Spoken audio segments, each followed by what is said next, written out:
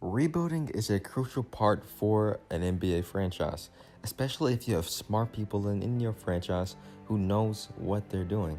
Because it helped the Warriors become a powerhouse today in the NBA, and it helped Michael Jordan win 6 NBA championships.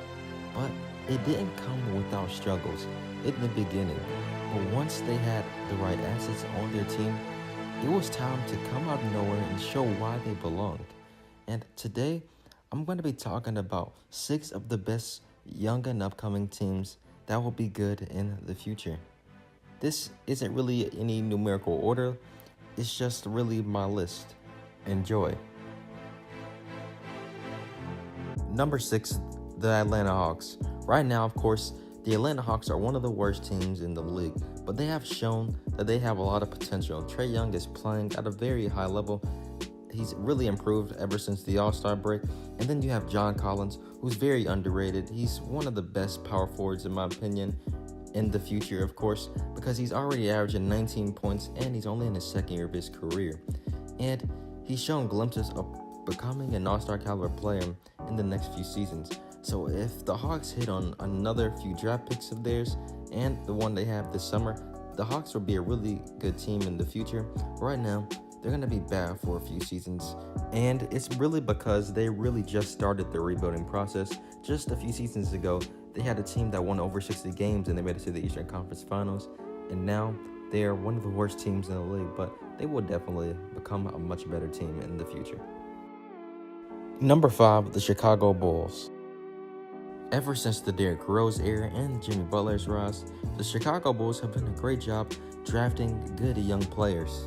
Larry Markkinen has been playing like a star player alongside his teammate Zach LaVine, who's the best player right now on the team, and he should have definitely been an All-Star, but I think he will be an All-Star next season, of course. I really like Chris Dunn. He's a really good defender, and he brings just a lot of effort on the court, and he's still improving in his game. And I think Wendell Carter Jr. is going to be one of the key pieces for the Chicago Bulls. He's going to have to work on his three-point shot. He only shoots about 18%, and you really can't survive without a three-point shot in this modern NBA. And he's kind of undersized at center. I think Markkinen should be playing center because he's over 7 foot tall, but that's not the case.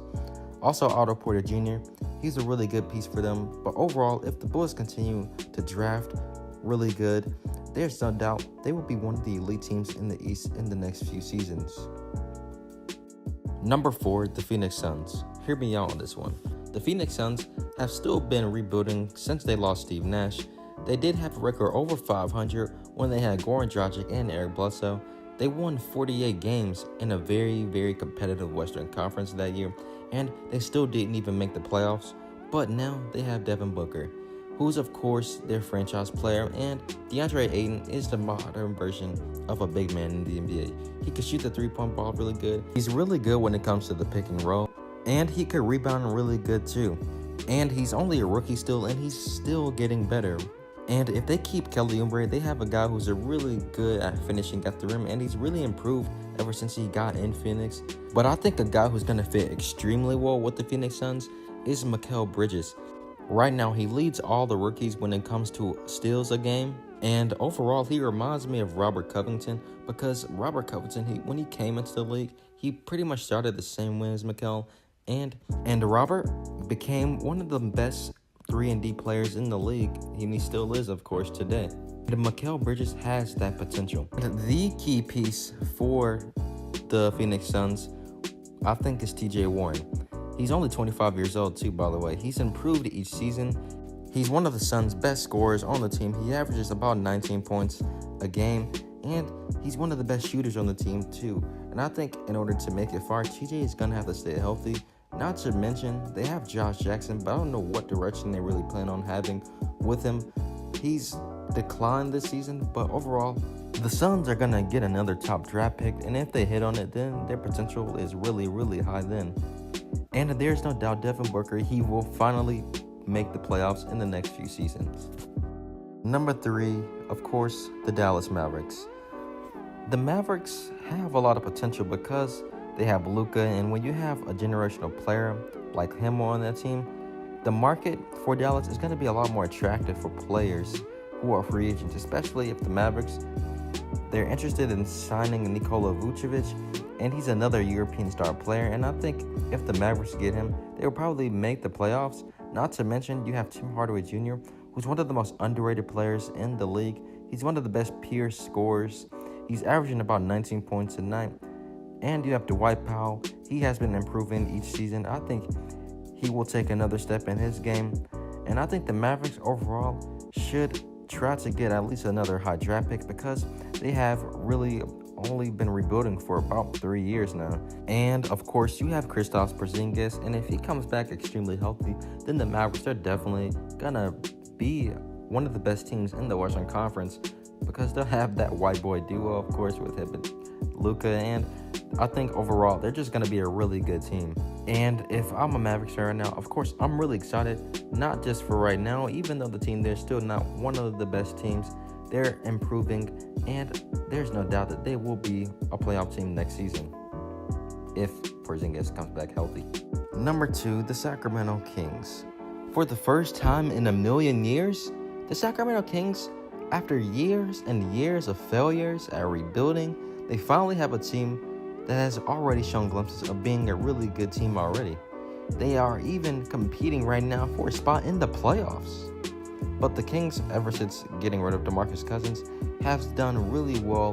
They've got really high draft picks, and they've hit them. Marvin Bagley has shown that he's going to be a really effective player on the Kings, alongside Willie Cauley-Stein, who's not a bad player, but if he could improve on his defense and his rebounding, he's only averaging about 8.5 rebounds, and he's 7 foot tall. But I still think him and Bagley are going to have a really good front court, and the most improved backcourt, of course, is De'Aaron Fox and Buddy Hield. De'Aaron Fox obviously has shown that he's really improved this season, and he's shown that he's going to probably be an all-star in those next few years. Then you have Buddy Hield, who is, of course, their best player, and he's playing extremely well this season, and he's one of the best three-point shooters in the league, and I really like what he's doing, and he's really in the midst of his prime. He's actually 26 years old, which is crazy, but I thought he was younger. Then you have Bojan Bogdanovic, who is one of my favorite players on that team. He's a really good player, of course, off the bench, and he could win 6th Man of the Year in the next few seasons. But overall, the Kings have done really good in the draft, and for once, I give them credit. I just hope they don't mess it up. And number 1, the Denver Nuggets. It's been amazing what the Nuggets have been able to do when it comes to rebuilding. I remember just a few seasons ago when they had Andre Iguodala and Ty Lawson, and they won 57 games. They even made it to the second round. And now they have Nikola Jokic, who is their franchise player, but I think Jamal Murray has just as high potential as Jokic, and he's still in his 3rd season, and each year he has improved. And Gary Harris is also playing very well alongside those guys, and they have a mixture of youth and veterans on the team, which is something that I really like, because I think they're gonna, of course, continue to do that. But I think if Michael Porter Jr. comes back extremely well, then the Nuggets will be possibly championship contenders, because his game fits perfectly in the modern NBA.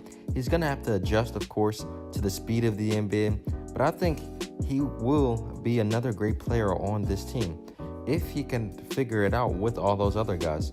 Not to mention, they have Coach Mike Malone, who should be in the conversation as Coach of the Year, and he's done a really great job with this team. They have so many pieces. I can go on and on, but there's no doubt that this team is coming. And obviously right now, they're one of the best teams already in the Western Conference when it comes to their record, of course. But I still think that they're going to probably lose in the 1st or 2nd round of the playoffs. They're not really that experienced of a team, but once they get that experience, they're going to take another level. So if you want to join the Denver Nuggets bandwagon with me, now is the time. Because what the Nuggets have on their team, people need to realize that this team, they're coming. And if they can all figure it out together, and if they work together, of course, they're definitely going to win a championship. But I know that NBA franchises have to make decisions that are best for their team. And some things could probably not happen on what I said, but what do you guys think? Are these the teams that are the future of the league? If so, leave a like and subscribe for more great content, and have a good day. Peace.